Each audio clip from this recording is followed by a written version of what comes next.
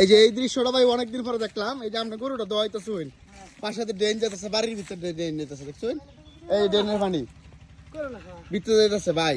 এই দৃশ্যটা আগে দেখছি না, সেই দৃশ্য তো। গরু কি দুধ দেয় ভাই? হ্যাঁ ভাই, কত দেয়?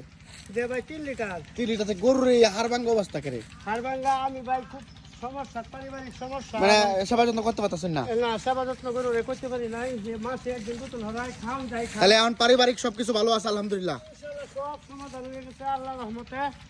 মেয়েরা আসেন, নাতি হয়ে গেছে আপনি এসে আসলে।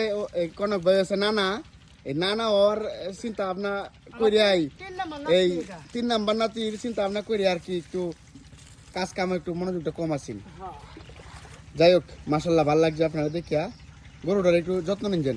হ্যাঁ ভাই, আর এই যদি হইন, হ্যাঁ আমার দেখলে দৌড়ে আয়া পরে। এটা আমার আন্টি।